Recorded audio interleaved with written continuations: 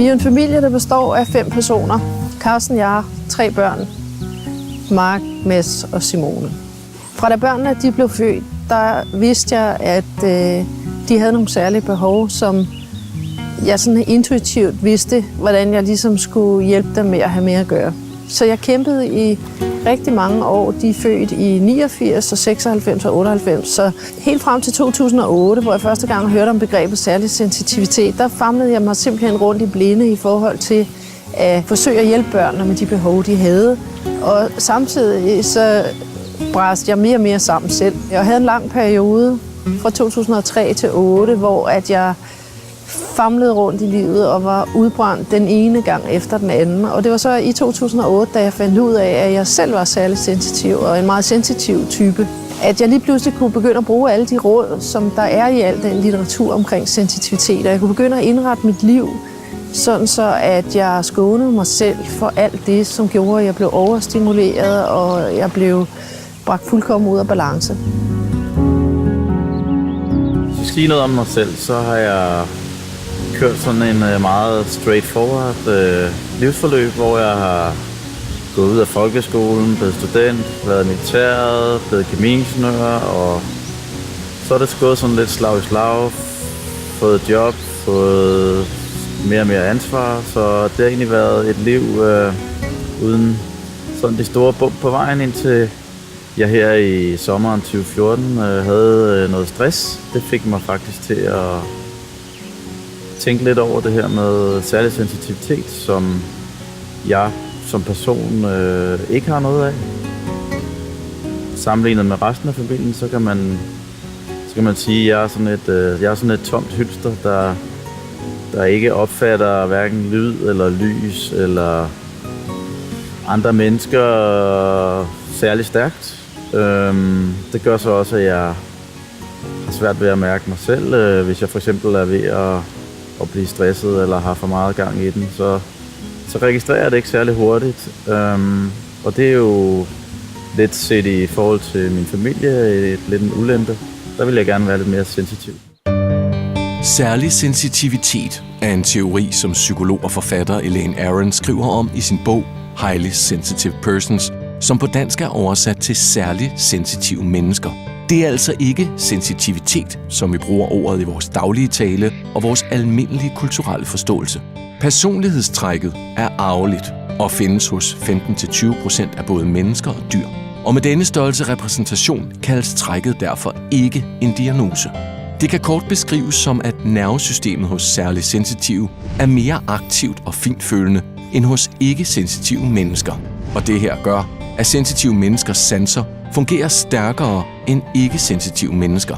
Elaine Aron beskriver særlig sensitivitet meget fint gennem det, hun kalder DODS. Depth of Processing betyder, at sensitive tænker dybt over tingene. Overstimulated er et begreb, som bruges, når sensitive har fået for mange indtryk, og deres nervesystem er overbelastet.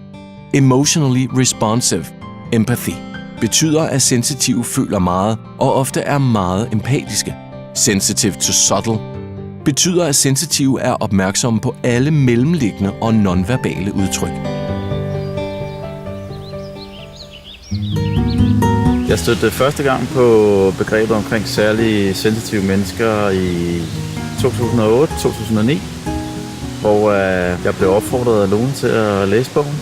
Da jeg havde læst den bog, så gjorde den stort indtryk på mig, så jeg var sådan set klar over, at jeg skulle begynde at udforske begrebet meget mere. Jeg fandt ud af, at der blev arrangeret det, der hedder en HSP Gathering, som året efter i 2009 blev holdt i England. Der tog jeg så over og mødte for første gang en masse andre sensitive, og det var en helt fantastisk oplevelse.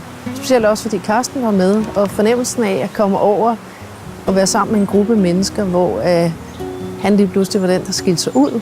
Det satte tingene lidt i perspektiv, og jeg kunne ligesom se, at Lone var en bestemt type menneske, særligt sensitiv menneske. Det gjorde ligesom startskuddet til den rejse fra 2008, 9 stykker, og frem til nu her efteråret 2014, hvor vi blev kontaktet af folkene bag filmen Sensitive The Untold Story, og hvor de spurgte os, om vi ville være med til at blive interviewet til filmen. Det var så i den forbindelse, at Carsten og jeg begyndte at snakke lidt omkring, at vi har en masse erfaringer, fordi omstændighederne ved vores familie er jo, at Carsten ikke er sensitiv.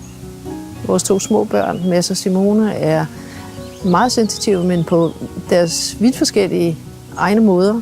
Og vores lidt større, Mark, er sensitiv på en helt tredje måde. Fordelen ved at være sensitiv, det er nok, at jeg kan føle, hvordan mine venner og veninder og mine klassekammerater har det. Så det er nemmere for mig at vide, hvordan jeg skal opføre mig omkring dem, eller vide, om jeg måske skal spørge ind til noget, eller om jeg bare skal lade dem være.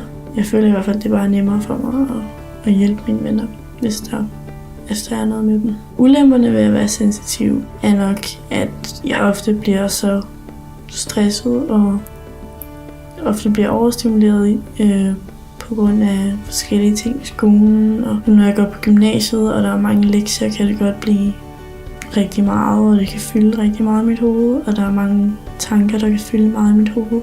Både fortiden og fremtiden og nutiden ligger i mit hoved og kører rundt. Så der er meget, der kan være med til at stresse mig og gøre mig forvirret. Så jeg kan bare have en masse dage, hvor det hele bare bliver lidt for meget, og hvor jeg så ikke har lyst til at lave så meget. Men så snart jeg har slappet en masse af, så kan jeg godt komme tilbage til hverdagen igen. Jeg har jo altid været sensitiv. Jeg har bare ikke vidst, at det hed det at være særlig sensitiv.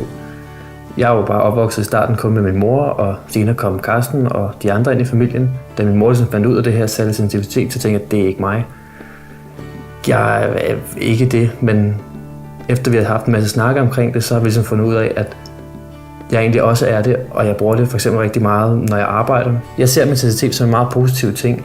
Det, man kan forstå folk, både familie, venner, kollegaer og kunder. Så på en arbejdsplads, når vi er der, så kan jeg ligesom mærke, hvordan folk har det. Er de glade? Skal de have kram? Skal man snakke med dem? Skal man lade dem være? Alle de forskellige ting. Og i forhold til mine kunder, så kan jeg ligesom også forstå, hvad de gerne vil have. Måske uden de selv kan sige det, så kan jeg egentlig mærke, hvad det er, de gerne vil have. Så det ser jeg som en kæmpe fordel. Den eneste ulempe, der er ved at være sensitiv, er, at man også skal huske at have tid til sig selv, så man lige får slappet af og koblet af. Ellers så dræner man simpelthen sig selv. Så længe man husker at få koblet af selv og få tid til sig selv, så ser jeg egentlig kun min sensitivitet som en positiv ting. Jeg kunne godt tænke mig, at folk vidste, at jeg var sensitiv på nogle punkter, da det ville lette nogle situationer, hvis folk de sådan ligesom vidste, hvordan de skulle agere omkring en. Men på mange områder, så synes jeg også, det er rart, at folk ikke ved det, fordi det kan måske gøre, at folk de sådan der går på liste til at overfor en, i stedet for at opføre sig, som de gør.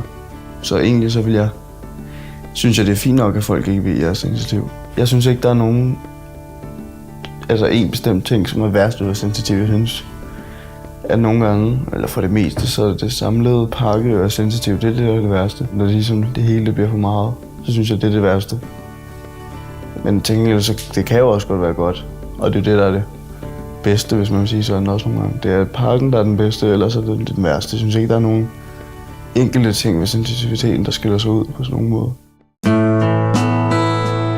De første 5 år, kan man sige, fra 9 til her i efteråret 14, der har jeg vel egentlig bare været i sådan en fase, hvor jeg har kæmpet lidt imod.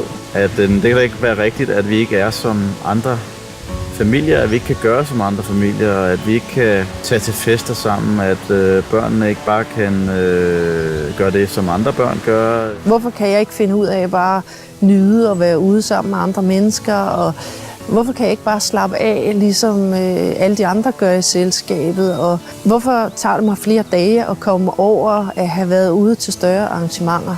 Og det forstod jeg jo lige pludselig, når jeg forstod, hvad det var, at mit sensorapparat det registrerede, og det vil sige, at jeg forstod, hvor overstimuleret jeg blev af at være sammen med andre mennesker. Og på den måde så stod vi med 2 yderpunkter, både i forhold til, hvordan jeg var, i forhold til, hvordan han selv var, og i forhold til, hvordan børnene var og deres behov, og hvordan de reagerede på alt, de mødte.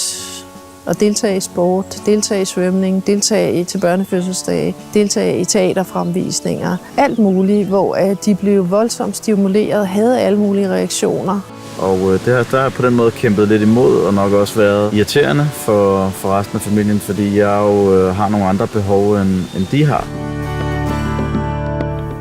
det ikke er noget, man skal være ked af, hvis man er det. Og jeg er meget glad for, at jeg er sensitiv, og det er ikke noget, jeg har haft mange svære ting med det. Og der er mange ting, der kan påvirke en dårlig i hverdagen, men det er helt sikkert også en fordel at være sensitiv.